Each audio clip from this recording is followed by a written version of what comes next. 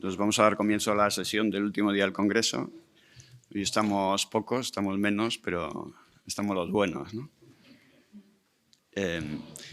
Bien, vamos a dar paso entonces a la ponencia invitada de hoy, que es de Jesús María Garrido Sáenz de Tejada, que es jefe del Servicio PENOA LIDAR del Instituto Geográfico Nacional. Y bueno, pues nos va a contar cuál es la situación del PENOA LIDAR tercera cobertura, ¿no? Que estamos todos deseando de saber cuándo y cómo se va a llevar a cabo. Entonces, cuando quieras, Jesús.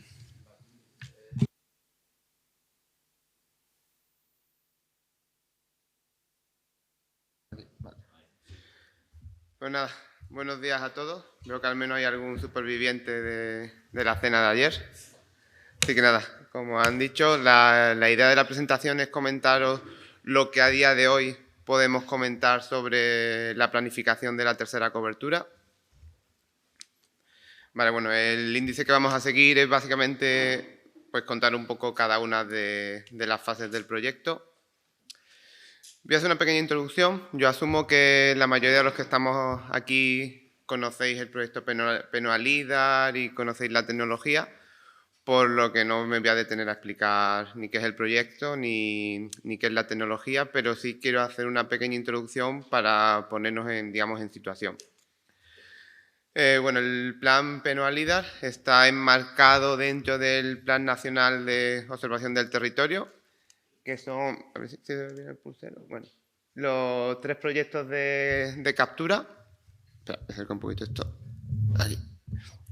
Son 3 proyectos de captura que son PENOA LIDAR, nuestro proyecto hermano que es PENOA Imagen y el servicio de captura de información por satélite. Y a partir de estos, a partir de estos 3 proyectos de captura tenemos 3 proyectos de generación de información geográfica de referencia, que son hidrografía, poblaciones y ocupación del suelo. Ya si nos centramos en lo que es el proyecto PENOA LIDAR, ponernos en situación, se inició en tiempos remotos para algunos de nosotros, que fue en el 2009. Se hizo una primera cobertura entre 2009 y 2015 a una densidad de medio punto por metro cuadrado. Después se continuó con una segunda cobertura que se realizó entre 2015 y 2021. En este caso la densidad fue más heterogénea. Se inició con medio punto por metro cuadrado en las primeras zonas, se pasó a 1 punto, algunas zonas ha llegado a 4. Y bueno, tenemos la excepción que ves ahí en naranja, que es esta tierra que nos recibe con su maravillosa gastronomía, para que Jorge no me riña después, que se capturó a 14 puntos por metro cuadrado y se ha estado generando un MDT de 2 metros. Ahora, digamos, en estas 2 coberturas, pues se ha demostrado la importancia y la validez de estos datos. Y yo confío que los que estáis aquí, muchos de vosotros, hayáis sacado partido de ellos. Y ahora, digamos, pues empezamos una nueva etapa y un nuevo ciclo. Y esta nueva etapa y nuevo ciclo, pues los usuarios, tanto privados como Administración General del Estado o como comunidades autónomas, pues nos exigen ir un paso más allá e intentar mejorar la resolución y la calidad de los productos. Entonces, en este nuevo ciclo hay que destacar que realmente el que ha sido el propulsor, el que nos ha dado el empujoncito para esta tercera cobertura, ha sido la Dirección General de Biodiversidad, Bosques y Desertificación, que ha sido realmente los que han impulsado este proyecto. En este apartado voy a hablar sobre la financiación, aunque la mayoría de vosotros tenéis más bien un perfil técnico. Creo que es importante que veáis quiénes son los actores que fomentan este proyecto y también que veáis que estamos haciendo un esfuerzo en mejorar el proyecto y eso conlleva un aumento de la financiación. A lo largo de la presentación voy a hacer unas comparativas entre segunda y tercera cobertura para que podáis ver los cambios y las mejoras que estamos realizando. Entonces, la segunda cobertura, digamos, los actores que financiaron, los socios del proyecto, pues fue dentro de la Administración General del Estado, el Ministerio de Transportes, a través de IGN, CENIC y ENAIRE, el Ministerio de Agricultura a través de FEGA, el Ministerio de Hacienda a través de Catastro y después todas aquellas comunidades autónomas con las que también llegamos a acuerdos para que apoyaran el proyecto. Y aquí es donde ya vemos, digamos, el primer gran cambio en la tercera cobertura. Vamos a estar incluidos en este plan de recuperación, transformación y resiliencia, que como hemos dicho es gracias a la Dirección General de Biodiversidad, que el que nos ha incluido en su propio plan, formamos parte del plan que ellos tienen. Es por ello que la financiación va a venir principalmente a día de hoy del Ministerio de Transición Ecológica y dentro de este ministerio van a ser dos direcciones generales, la que hemos ya comentado de biodiversidad y la Dirección General de Agua. Pues lógicamente sus objetivos principales para este proyecto, pues la mejora de la gestión del patrimonio natural y la mejora en la gestión de los recursos hídricos. Y gracias a ello, pues vamos a recibir fondos Next Generation de la Unión Europea de unos 20 millones de euros. Y es lo que nos ha dado este impulso para la tercera cobertura. Aquí hago una comparativa entre presupuesto de segunda y tercera cobertura. La segunda cobertura tuvo un presupuesto de unos 10 millones y medio de euros, 8 millones de euros para el vuelo y 2,5 para el procesado. La tercera cobertura, estos 20 millones de euros que he comentado van a ir exclusivamente para el vuelo y va a ser esta financiación que viene a través de Miteco. Y ahora estamos todavía definiendo los presupuestos para la parte de procesado, pero nuestro objetivo es, para empezar, multiplicar considerablemente la parte de procesado, gracias a que el esfuerzo que hacían los socios anteriormente solo para el vuelo y para el procesado, ahora lo vamos a trasladar solo al procesado. Y de esta manera, como podéis ver, lo que estamos consiguiendo es el vuelo lo multiplicamos por 2,5 el presupuesto y el procesado por definir, pero que también lo vamos a multiplicar. Y aquí esto va, por eso quería enseñaroslo, porque lógicamente esto va a ser un beneficio para el proyecto en el que vamos a obtener mayor densidad de puntos y mejor calidad de los productos. Y una vez que ya tenemos, digamos, el dinero para hacerlo, os quiero contar un poco cómo estamos planificando los vuelos y cuál es la organización que estamos planteando a día de hoy. Lo mismo que antes, vamos a comparar. Aquí tenemos la estructura por año de la segunda cobertura. Como veis, es un puzzle complejo, es un puzzle para personas adultas. Algunas comunidades muy complejas como Aragón, Castilla y León. Tiene su explicación, tiene sus motivos, pero no es lugar ahora para contar nuestras penas. Pasamos a la tercera cobertura. Antes de que nadie diga nada, tenemos que cambiar los colores. El contraste no es... bueno, aquí se ve mejor, de hecho. Aquí se ve peor. Y como veis, pasamos de un puzzle para adultos a un puzzle para niños debajo de 5 años. Ya es mucho más sencillo. Sí quiero destacar algo. Para José Luis, que está tuiteando, está en rojo y provisional. Puede haber cambios, pero sí os quería enseñar cuál es la filosofía que va a haber. Puede haber pequeños cambios, pero podéis ver que es ya una estructura mucho más homogénea, por lo que nos va a permitir datos más homogéneos por comunidad autónoma, mucho más sencillo para los usuarios para utilizarlo. Y además, lo que hemos conseguido gracias sobre todo a los fondos europeos, a lo largo de este año, y esperemos que pronto, vamos a lanzar la licitación de los vuelos y se va a lanzar el paquete completo. Se va a lanzar los 4 años de una vez, se van a adjudicar todos los lotes y a lo largo de este año se sabrá qué se va a volar, qué año y qué empresa lo va a realizar. Eso va a permitir, lógicamente, una mejor organización por nuestra parte, por las empresas y por vosotros los usuarios. En cuanto a bloques de vuelo, lo mismo. Otro puzzle para adultos y difícil de descifrar. Y pasamos a otro puzzle para niños de 5 años. Pues igual que antes. Estos son los lotes de vuelos. Vamos a sacar lotes de vuelos mucho más grandes que anteriormente.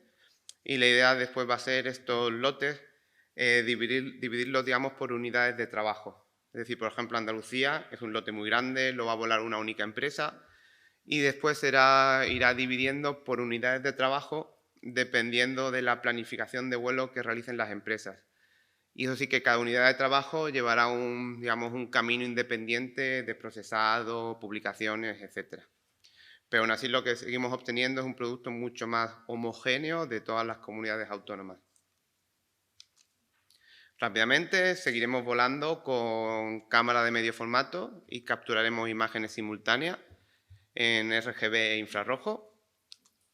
También os quería comentar un poco por qué de esta planificación, todo tiene, digamos, su motivo.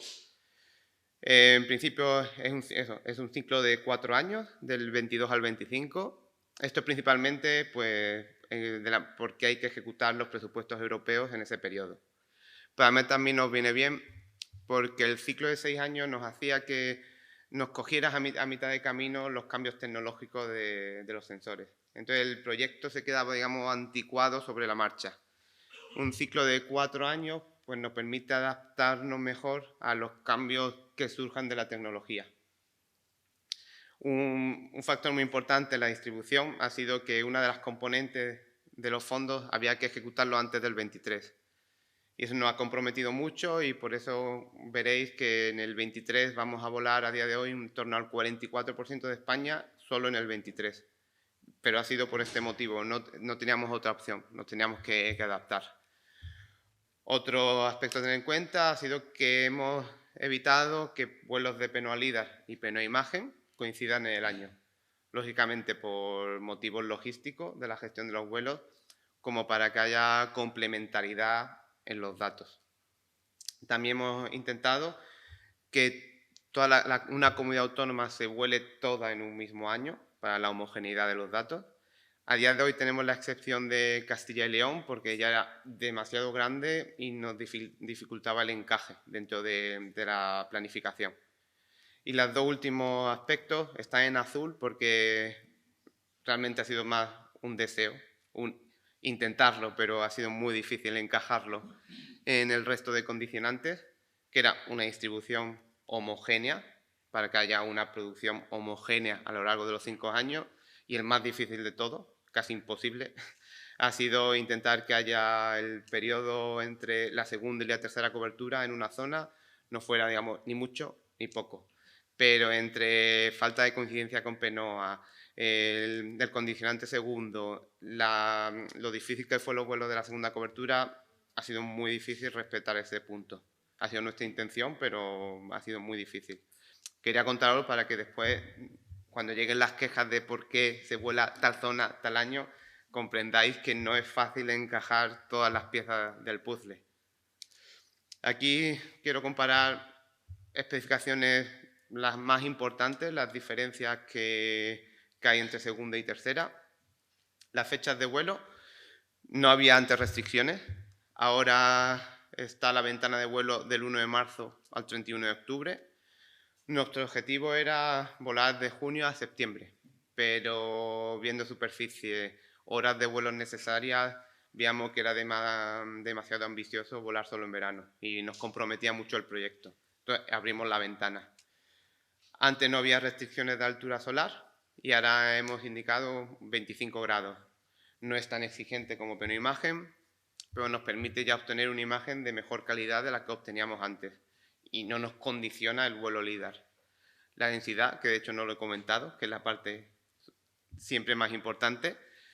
Antes el requisito era medio punto, un punto, salvo mejoras, y ahora el requisito es una densidad de 5 puntos y será una densidad homogénea del territorio. No va a haber margen a mejorar esta densidad, no va a haber esa heterogeneidad de la cobertura. Quizás la excepción de Cataluña, pero como todos sabéis, Cataluña es diferente porque tiene sus propios medios y en este caso se puede adaptar a ellos. La precisión altimétrica, bajamos de 15 centímetros a 10 centímetros. Hemos metido un nuevo parámetro que es la reflectividad. Es tener en cuenta la reflectividad de los elementos a la hora de capturar. Y también la ortofoto que se genera a partir del vuelo LIDAR, antes era de 50 centímetros y antes de 25. y ahora de 25. Y también hemos metido algunos parámetros para mejorar lo que es el procesado de la ortofoto. Sí destacar que aunque veamos aquí ortofoto 25 centímetros, esta ortofoto no es de la misma calidad de penoimagen por el tipo de sensor con el que se captura y por las especificaciones. Y no pretende en ningún caso sustituir a penoimagen. Es más bien un complemento que se puede utilizar cuando no haya la imagen de PENOA y que apoye a la clasificación de LIDAR. Una vez que ya está todo volado, en cuanto a los controles de calidad no me voy a detener. A día de hoy personalmente estamos contentos con los controles de calidad que se realizan, son bastante detallados y minuciosos y no va a haber cambios significativos en lo que respecta a la tercera cobertura. Una de las partes más importantes y las más importantes en la que realmente estamos a día de hoy es la parte del procesado. Y cuando hablo de procesado hablo de la clasificación. En la segunda cobertura se seguía, digamos, una metodología tradicional. Se hace una clasificación automática a través de Terrascan, que lo hacíamos internamente en el IGN. Después se realizaba unos módulos de mejora con FME, que se metían pues, mejoras de clases de edificios, se metían nuevas clases como el agua, puentes, etcétera, que también lo hacíamos internamente. Después esta parte ya no la hacíamos internamente en el IGN, que es ya digamos una edición manual. Esta iban en función de los acuerdos que llegáramos con las comunidades autónomas. Algunas comunidades autónomas pues, han realizado unas clasificaciones manuales muy detalladas. Y de aquellas comunidades autónomas con las que no llegábamos a acuerdo, pues realizamos nosotros en la AGE pues, una mejora, pero muy centrada en la clase suelo de corregir errores. Y ya pasamos a la tercera cobertura. Y aquí nos surge la pregunta, ¿inteligencia artificial o metodologías tradicionales? Es cierto que a todos nos gusta, yo me incluyo, hablar de inteligencia artificial, machine learning, deep learning, queda muy guay en las presentaciones, en los artículos, pero hay que ver si para tu caso de uso y tus necesidades a día de hoy es útil o no útil, si te ofrece lo que necesitas. Hay que tener en cuenta, en nuestro caso, dos condicionantes principales. Imagen es la hermana mayor del LIDAR. Todo le llega antes, todo lo recibe antes. Satélite llega antes, vuelos con drones llegan antes, aviones llegaron antes, Machine Learning llegó antes.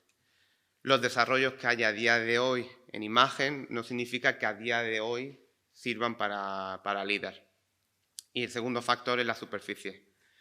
Todo no funciona muy bien, en mi barrio funciona muy bien, en mi bosque funciona muy bien, pero nosotros tenemos que abarcar 500.000 de kilómetros cuadrados, con diferentes superficies, casuísticas. Entonces nos tenemos que hacer preguntas de ver la situación. Nos ofrecen mayor fiabilidad a día de hoy, mayor rendimiento, un menor coste, nos da un mayor número de clases. No hace falta que sea una respuesta positiva a todo ello. Puede ser, por ejemplo, la misma fiabilidad, pero mucho más rápido y que nos cueste menos dinero. O a lo mejor una mayor fiabilidad, más caro, pero tenemos el dinero y nos compensa invertir. En este discurso no quiero que interpretéis que estoy poniendo en duda la inteligencia artificial, sino que nuestro objetivo es ir en ese camino. Pero tenemos que ser rigurosos y ver si es el momento adecuado o no. Es nuestro objetivo, pero antes de darlo, queremos analizarlo. A día de hoy estamos utilizando una de las zonas que he mostrado antes, que era Castilla y León, que se ha volado entre 4 y 6 puntos, entonces nos está sirviendo de simulacro para la tercera cobertura. Entonces estamos analizando a día de hoy esas zonas y todavía no hemos llegado a una conclusión, ni una ni otra. Simplemente estoy planteando la duda y que si damos el paso es porque vemos que es el momento de darlo. Y a lo mejor no lo damos ahora, lo damos el año que viene o lo damos ahora. Estamos en esa duda y ese debate. Por eso a día de hoy están abiertos los dos frentes.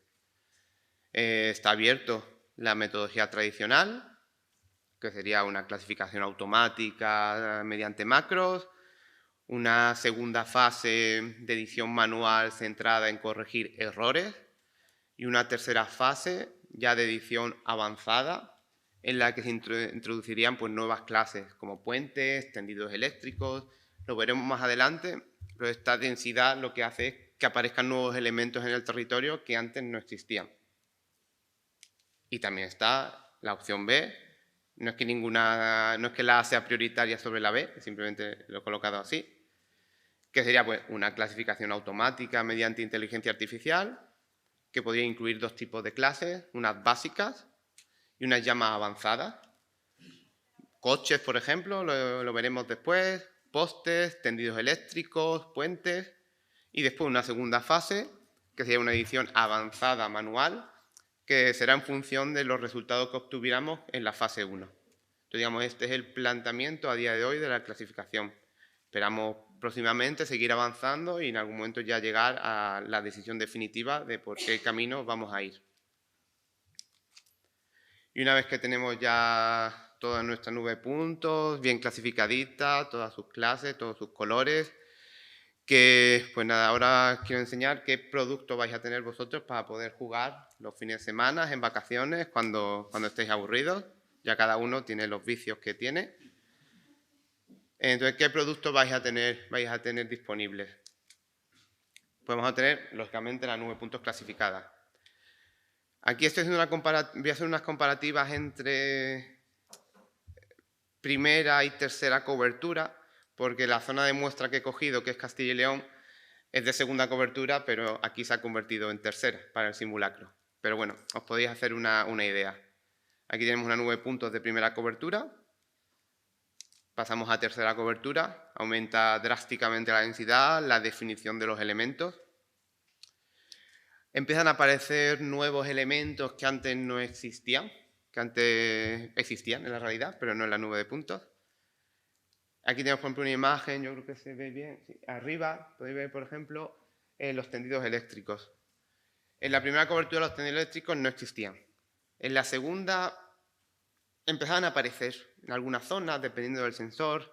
Y en la tercera, ya como veis, se ve perfectamente el cableado, se encuentran los postes.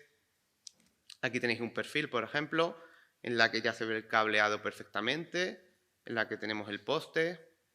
En la primera cobertura abajo no existe.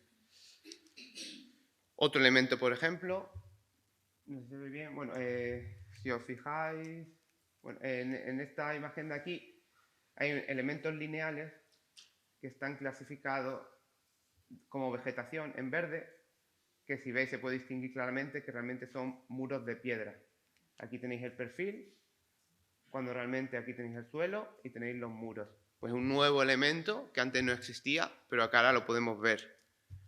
O por ejemplo, señales. Aquí tenéis una señalización vertical en la carretera, que ahora ves el perfil, no se puede hacer un modelado 3D de ello, pero se puede identificar que hay una señal en la carretera. Algo que parece una tontería, pero no lo es. Los coches. Lógicamente no tengo ningún interés en identificar los coches que existen, pero es ruido, se convierte en ruido. Aquí tenéis un aparcamiento de un pueblo. Los coches no coinciden porque no es la misma época, pero veis los coches que están clasificados como vegetación. Eso realmente no es vegetación, es ruido. Y esto lo quiero enseñar porque veáis que realmente también el adquirir una mayor densidad también afecta en el procesado, porque ya no vale lo que valía antes, porque aparecen nuevos elementos, porque aparecen elementos que prácticamente son ruido. Entonces, a la vez también hay que hacer un esfuerzo en el procesado para obtener un producto de calidad, por dos motivos. Primero, porque si no clasificas estos elementos que hemos visto bien y están como vegetación, realmente estás introduciendo ruido si haces un análisis de vegetación, porque tienes muros como vegetación baja, tienes tendidos eléctricos como vegetación y os va a generar ruido a la hora de hacer análisis de vegetación. Y por otro, porque hay que explotar mejor los datos. Tienes la información está ahí. Y una vez que ya la tienes, hay que hacer ese esfuerzo de clasificarlo para que la explotación sea de mejor calidad. Es una pena perder esa información que está ahí y no hacer el esfuerzo. Al final, un gran poder conlleva una gran responsabilidad. Y nada, eso es la clasificación, la nube de puntos clasificada. Y bueno, otro producto clásico, el modelo digital del terreno, lógicamente se mantendrá. Aquí hago una comparativa. Primera cobertura, pasamos a segunda cobertura, noto una mejoría clara. Y no lo he comentado, el objetivo de la tercera cobertura es ir a un modelo de 50 centímetros. Aquí pasamos y lo que podéis ver es que se mejora mucho la definición, puedes encontrar nuevos elementos. Yo siempre digo que para mí es como, yo soy miope, algunos aquí también, veo con gafas. Para mí es como cuando me siento en el sofá de mi casa, voy a ver una película y paso de verla normal a verla en 4K u 8K. Pues para mí es la misma sensación. Otras zonas más cercanas, primera cobertura, segunda. Se ve que es una zona de movimiento de tierras, pero bueno, aquí se ve mejor. De segunda a tercera, lo mismo. Mejoramos claramente la definición del terreno. Después tenemos el otro producto básico, que es el modelo digital de superficie. Lo mismo que antes, pues primera cobertura, pasamos a segunda y pasamos a tercera. Y vamos mejorando la definición. Aquí bueno, hay unas zonas más cercanas. Esto no es un modelo renderizado de Google muy bonito de una ciudad, pero es, primero, un producto geométrico de alta precisión, no como la mayoría de los renderizados que se pueden ver en cualquier lugar. Y además es un producto 100% automático, es el más fácil de generar y ya aquí tienes una representación del territorio. Ya tienes ahí ese edificio que está ahí, está perfectamente representado desde el punto de vista de poder realizar un análisis cuantitativo, no desde el punto de vista de hacer una visión 3D muy bonita. Tiene perfectamente identificado la carretera, el terraplén, el puente. Aquí se ve que realmente estamos obteniendo un producto de gran calidad de la definición de todo el territorio. Después seguimos produciendo otros productos, como es el modelo digital de superficie normalizado, que para el que no lo conozca, pues simplemente las alturas, en vez de estar referidas al nivel del mar, están referidas al terreno, están normalizados al terreno. Entonces lo que obtenemos es la altura de los elementos, la altura de los edificios y la altura de la vegetación. Serían dos productos realmente, un normalizado de edificios y un normalizado de vegetación. Entonces, aquí que hay mucho forestal, en el de la vegetación pues tendrás simplemente representado vegetación y su altura sobre el terreno. Otro producto sería el mapa de pendientes, pues simplemente un modelo de pendientes que se genera a partir del modelo digital del terreno. Seguiremos produciendo este mapa LIDAR, que lo pongo entre comillas, porque es su nombre, pero estrictamente hablando no es un mapa, y nosotros como cartógrafos lo sabemos, pero no hemos encontrado otro nombre que ponerle, la verdad, algún día habrá que cambiarlo. Y realmente este producto es una rasterización de la nube de puntos. Es la nube de puntos clasificada, básicamente es convertirla a raster. No es un producto tan importante como los demás, pero sí es un producto que facilita a ciertos usuarios el manejo de la información de la nube de puntos, porque es mucho más ágil de utilizar, es mucho más sencillo y mucho más intuitivo. Y también algo tan sencillo, por ejemplo, para nosotros, para encontrar errores groseros en la clasificación, pues internamente también no es útil simplemente para encontrar esos errores. Y después sí que nos gustaría, pero a día de hoy todavía no está previsto ni está planificado, nos gustaría generar nuevos productos. Nos gustaría proporcionar más productos básicos a vosotros los usuarios para que os sea más sencillo hacer estudios y análisis.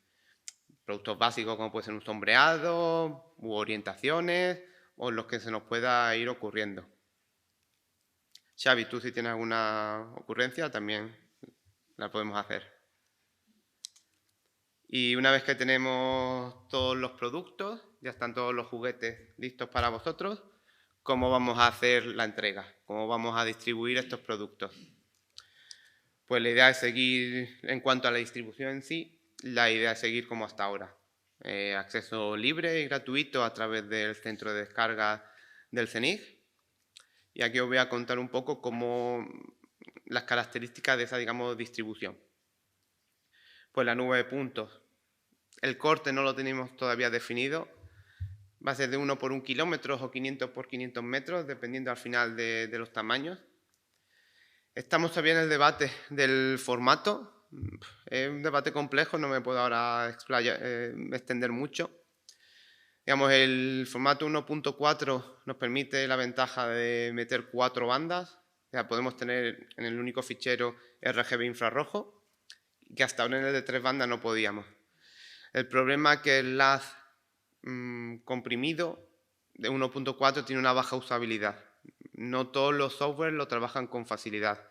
En cambio, el 1.2 sí que lo utilizan todos. Pero el objetivo es ir al 1.4 para simplificar y para tener las 4 bandas en un único fichero. Pero tenemos que analizar cómo el usuario le va a llegar, si ofrecer alguna herramienta para que lo puedan descomprimir, etc. Estamos en ese debate, todavía no lo tenemos definido. Después también la idea es, estos productos es publicarlos a diferentes niveles de procesado. Todavía está por definir, pero bueno, pongo un ejemplo de cómo podría ser.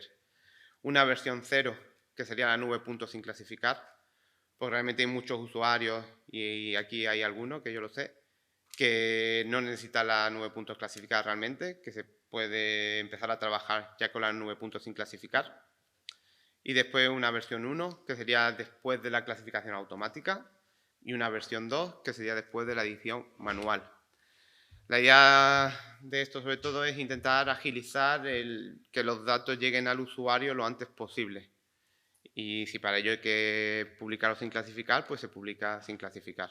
Un poco facilitarlo. Lógicamente esto vendrá con su nomenclatura y detallado para que sepáis lo que descargáis, en qué situación y en qué estado está. Con los productos derivados, el resto pues sería algo parecido. El formato sería GeoTIFF. El nivel de procesado, pues lo mismo, sería algo parecido. Por ejemplo, el modelo digital del terreno, pues se podrían publicar 2 versiones. Una versión 1 después de la clasificación automática y una versión 2 después de la edición manual. Y después sí hay que destacar que aparecería un nuevo producto, que sería la ortofoto generada a partir de los vuelos LiDAR. Hasta ahora, aunque capturábamos imagen, no era un producto per se, porque no consideramos que tuviera había muchos errores en la imagen, el control de calidad era más laxo, entonces no lo vimos como un producto a publicar. Ahora, como hemos mejorado los requisitos y las especificaciones y vamos a fomentar el control de calidad en esa parte, sí que consideramos que a partir de ahora sí debe ser un producto. Un producto que, como repito, no es un producto de la calidad de plena imagen, no pretende sustituirlo, pero no deja de ser un producto con sus propias características, con sus propias especificaciones, que puede ser usado perfectamente por los usuarios. Entonces, este será el nuevo producto que aparecerá. Y acompañado de esto sí que no es un producto en sí, pero sí ya me gustaría, y me he hecho la culpa sobre mí y la carga sobre mí, que hay que fomentar la información que os damos. El objetivo sería a través de la página web. Hay que dar con más claridad pues, niveles de procesado, nomenclaturas que existen, el estado en que está todo, si definimos las unidades de trabajo que he comentado antes, los lotes, que podáis ver cuáles son las unidades de trabajo, cómo se van publicando o generando cada una de las unidades de trabajo. Entonces sí que nos gustaría daros esa información de mejor calidad a todos vosotros. Y también otro de los objetivos a la hora de la distribución. Por último, hablo de aplicaciones, un poco, entre comillas, obligado, porque realmente nuestro objetivo no es sacar aplicaciones, salvo en el caso de aplicaciones cartográficas, porque es el IGN. Pero nosotros no podemos, hay un montón de aplicaciones, como marco aquí, y otras que desconoceré. No podemos ser especialistas de todo, no podemos llegar a todo. No es nuestra función. Pero nuestra función sí es, digamos, difundir la palabra sagrada del LiDAR e intentar difundir el conocimiento del proyecto, intentar que llegue al mayor número de gente, dar el empujoncito a aquellas personas que están a punto de, pero no llegan a utilizarlo. Y sois vosotros los que estáis aquí, los que conocéis perfectamente, sois grandes especialistas en vuestra materia, que veáis el potencial y que le saquéis el partido. Porque yo en el ámbito forestal, que soy muchos, yo realmente no entiendo lo que hacéis, así que no os puedo ayudar.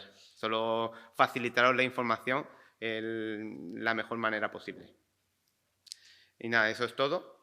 Tienes ahí mi correo si queréis alguna pregunta y si queréis preguntar algo ahora, pues nada, eso es todo.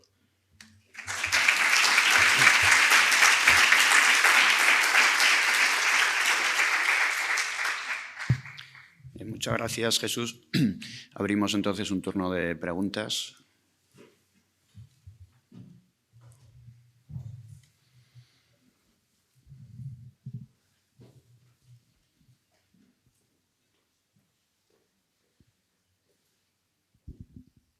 Bueno, Hola, Jesús. Solo aceptamos preguntas fáciles. Vale. Yo creo que es más una sugerencia que una... Bueno, Fernando Alonso, pastor del Sistema de Información Territorial de aquí de Navarra. Igual que de alguna manera nos han pedido a los que venimos del mundo del desarrollo de software libre el que tuviéramos claramente una hoja de ruta establecida, de alguna manera, con toda esa colección de, digamos, productos intermedios y lotes, etcétera, etcétera. La sugerencia es, de alguna manera, vía GitHub o alguna herramienta sencilla y fácil de consultar, el que incorporéis la programación con sus fechas, etcétera, etcétera. Sí. Quiero decir, estás a punto de descargarte la versión 0, igual vale la pena esperar un mes para tener la versión 1, si sabes que es un mes, ¿no? Entonces, bueno, pues que en eso, que trataréis de ser todos los escrupulosos y cumplidores posibles, pues de la misma manera el que va a reutilizar la información, que imagino, vamos, tiene muy buena pinta, como para que el consumo sea masivo. No sé qué pedazo de nube vais a tener que contratar para subir todo eso, pero bueno. Eso como ese nick, que es otro... a mí ya. El problema, yo le paso el problema a otro. La pelota en el tejado de Emilio, ¿no? Bueno, sí, pues es lo que hay. Venga, oye, pues... Sí, la idea es, y lo que nos gustaría es, pues, sería tener la página, sobre todo la página web, que nos da más flexibilidad a nosotros para poner, pues sería pues, tener unas tablas por lotes, unidades de trabajo, versiones que se va publicando. Las previsiones siempre son más complejas, pero serán amplias, pero intentar poner previsiones de cómo va a ir llegando cada zona, esa es un poco la intención. Correcto, muchas gracias. José Luis, creo que tenía una pregunta.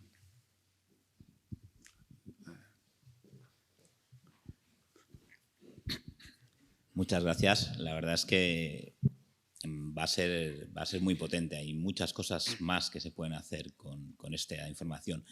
Yo te voy a hacer una difícil. ¿Vale? Sé que es muy difícil lo que te pido, pero ¿qué orientación podemos esperar más o menos en condiciones normales de que todo vaya bien, de decalaje entre finalización de vuelo y tener ese primer producto? Para tener nosotros una idea de cómo nos organizamos la mente y podemos empezar a pensar en proyectos donde ya podamos contar con datos. Dicho esto, sé que a veces toda esta planificación se rompe por circunstancias, pero por tener una idea. Sí, también hay que tener en cuenta que, como he dicho, como vamos a cambiar un poco la forma de trabajar. Antes los lotes eran unidades de trabajo, ahora los lotes se van a ir dividiendo en subunidades. Entonces, por ejemplo, por poner un ejemplo de Andalucía de antes. Andalucía a día de hoy está previsto en el 23. Claro, Andalucía se terminará de volar a lo mejor a finales del 23, pero se van a ir ya generando los productos antes de terminar todo de volar. La idea es ir escalonadamente ir produciendo. Y a lo mejor lo que es suele ser un decalaje, a lo mejor todavía no he hablado bien con las empresas de vuelo, pero después del vuelo pueden ser a lo mejor un par de meses, control de calidad 1 o 2 meses más, a lo mejor si todo sale bien 3-4 meses después del vuelo tener la versión 0. Y la clasificación automática todavía me cuesta difícil decir, porque como depende al final cómo las enfoquemos, si tiene que ir por concurso o cómo va a encajarse, pero siempre como varios meses después, digamos. Ya cuando esté más planificado ya podemos dar un poco mejor la información. Sí.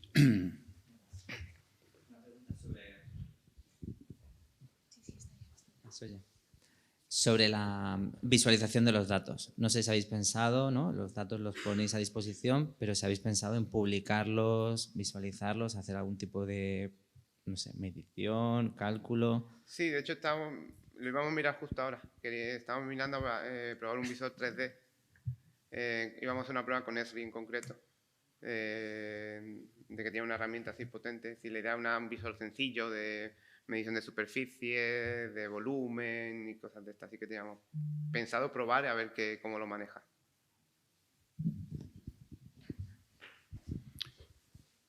A mí, Jorge, no, que me da miedo. Muy buenas, Jesús. No, yo quería preguntarte un par de cosillas. La primera, me ha sorprendido los 10 centímetros en Z. ¿Qué campos de calibración tenéis pensado? ¿Por hectárea, por número de hectáreas o qué? Porque sí, vamos a cambiar las formas de los campos de control. En la segunda cobertura hacíamos los campos de control en las pasadas transversales y ahora lo que vamos a hacer es una distribución homogénea a lo largo del bloque. Todavía no está definido igual un campo por hoja del 50.000 o del 25.000, todavía lo tenemos que analizar. Y después también tendremos pasadas cinemáticas, hacer un poco un complemento que encaje todo.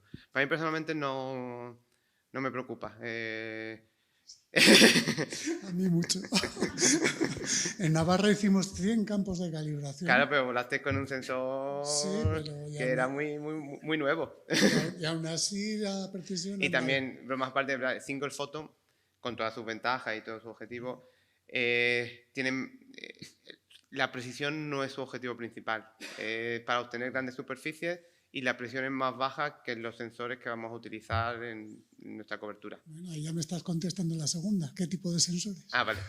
Claro, no depende realmente de nosotros, depende de la empresa adjudicataria.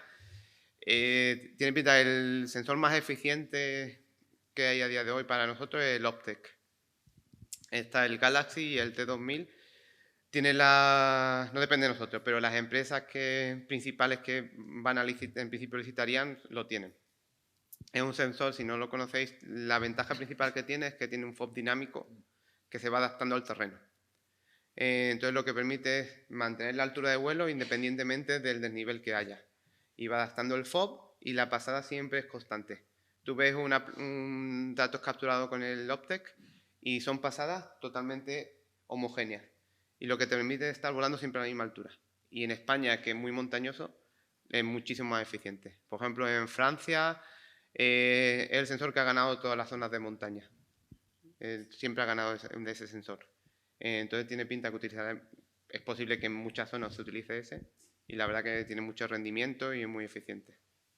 Y ya por último, las versiones del LAD, comentaros que herramienta la conozco. No, que tenéis un conversor de sí, 1.4 a 1.2 gratuito que lo ponemos a vuestra disposición. Cuando he dicho estamos pensando en utilizar una herramienta y tal, me refería a la vuestra, pero tampoco era cuestión de hacer publicidad gratuita. Sí, había una pregunta ahí al fondo y luego hay otra.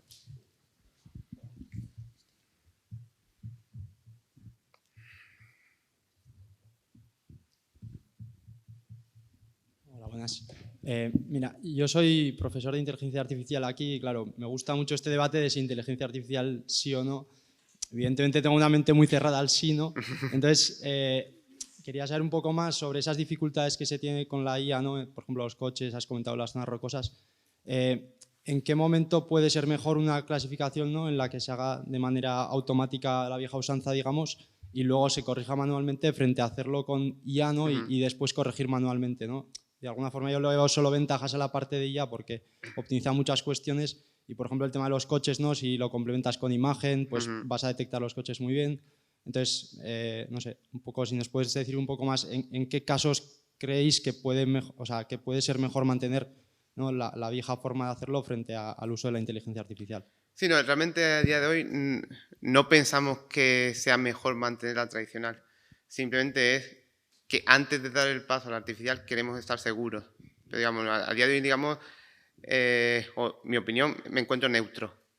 Simplemente quiero ver los resultados, quiero analizar las zonas más conflictivas, como las estás comentando, y ver si es mejor. No pongo en duda que sea mejor, simplemente que quiero estar seguro antes de dar ese paso, simplemente. O sea, que a día de hoy por ahora no lo pongo en duda. Muchas gracias. Sí, Sí. ahí había una pregunta. Hola, gracias por la presentación, ha sido muy interesante. Quería preguntarte, como responsables en el IGN de la generación de esta información para España a escala estatal, ¿tenéis relación con otros países europeos respecto a si existe algún acuerdo, algún protocolo? Porque luego cuando se trabaja a escala continental en algunos proyectos europeos vemos que somos muy afortunados de tener la información que tenemos, que eso no existe prácticamente en ningún país. ¿Tú sabes si tenéis reuniones con otras instituciones que generan esta información, si hay algún plan europeo o algún compromiso en Europa para generar este tipo de información? Sí, bueno, sí, solemos tener contacto. Ahora con la COVID hace un poquito menos, la verdad. Pero bueno, sí, precisamente yo tengo contacto con algunos países. Además, antes de trabajar en el IGN, trabajaba en la empresa privada y he trabajado como técnico en otros países, o sea que los conozco bien. No, imaginaros, o sea, no hay acuerdo. Imaginaros, si es complejo aquí, perdona Jorge, las comunidades autónomas a veces son un poco fastidiadas, pues en Europa es algo parecido. Cada país lucha por lo suyo como puede, ¿no? Y igual que aquí sí que hay coordinación, es muy difícil. En Europa no hay una coordinación, es muy complejo. Sí que hay intenciones, pero más tipo multinacionales. No sé si conoces Hexagon. Hexagon sí tiene su ambición, su objetivo de hacer un plan nacional, digamos, de elevaciones. Pero a día de hoy está muy lejos. No digo que no vaya a ocurrir en algún momento, pero a día de hoy está muy lejos y es complejo. A día de hoy la única manera que podría ocurrir es que coja Copernicus y coja una empresa tipo Hexagon y diga esto lo hago yo por mi cuenta y riesgo. Sí, Xavier creo que tenía una pregunta también. Aquí.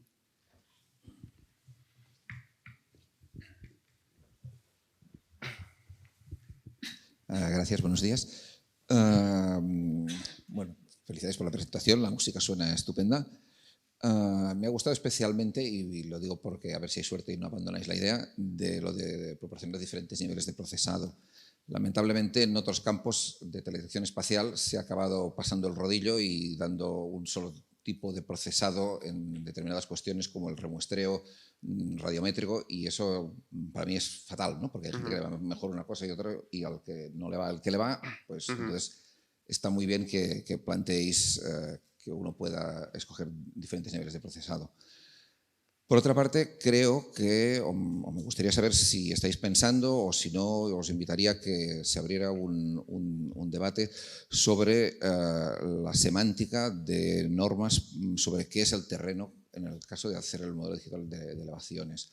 Porque cuando se trabaja con grandes superficies y se procesan de manera automática las hojas que se distribuyen en las instituciones que distribuís la cartografía de base, pues claro, te encuentras con que en una zona, pues una entrada de metro, las escaleras que bajan a la boca del metro, pues las consideráis que el agujero es... No, pero es que claro, es que nos encontramos con esos problemas, ¿no?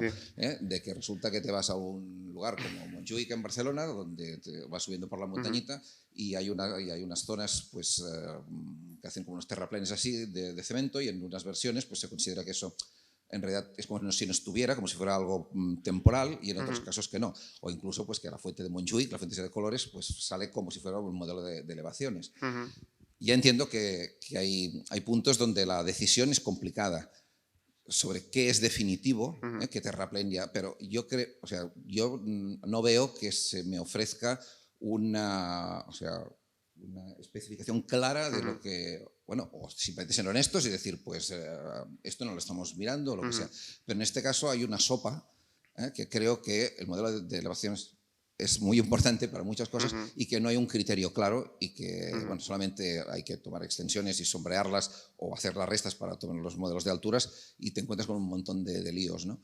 Entonces os invito también a que creo que es una excelente oportunidad para repensar un poco todo esto y no sé, fijar normas y que las diferentes empresas que lo hagan y así, pues hagan todo esto. Sí, bueno, Sí, adelante, por favor. Sí, eso está sobre la mesa. La diferencia principal que nos ha forzado o nos va a forzar a ello. Claro, hasta ahora lo hacíamos internamente, digamos, como lo hacíamos nosotros, pues bueno, no había especificaciones. Ahora, como la idea es que ya no lo hagamos nosotros y salga externalizado y a concurso, pues sí habrá unas especificaciones y habrá que definir, lo hemos hablado, qué es suelo, qué es vegetación, qué es edificio. Otra cuestión a ver hasta qué nivel de detalle somos capaces de llegar. Que tipo la fuente de Montjuic, pues a lo mejor ya es más difícil. Pero sí, hay que intentar llegar a un cierto... Al menos que quede claro cuáles son las reglas del juego, ¿no? Exactamente, eso es lo que estoy pidiendo. Y si puedo decir una pequeña cosa muy breve, también a nivel de sugerencia, en aquellas zonas donde tengáis la posibilidad de tener una densidad que sea de puntos que sea superior al tamaño de la celda del modelo de elevaciones que finalmente distribuyáis, plantearos calcular las pendientes no con los vecinos, sino con los puntos que están estrictamente dentro de la celda, lo cual es mucho más riguroso. Ya sé que no siempre se puede hacer, pero cuando tienes mayores densidades, naturalmente eso pues, te proporciona un cálculo de pendientes mucho mejor que no tratarlo a partir del entorno. Entonces, ahí me pillas completamente, cuando lo hagamos pues hablamos de ello y te sugiero y tal, porque el resultado realmente es mucho mejor y mucho más representativo. Y nada más, gracias y felicidades por la iniciativa. Muy bien, no hay más preguntas por lo que veo. Bien, pues muchas gracias, Jesús. La verdad que estamos todos esperando, suena muy bien todo esto que nos has contado y estamos esperando esta tercera cobertura y que espero, bueno, os deseamos mucha suerte, ¿no? Para todos. ¿Qué falta hace? Muchas gracias.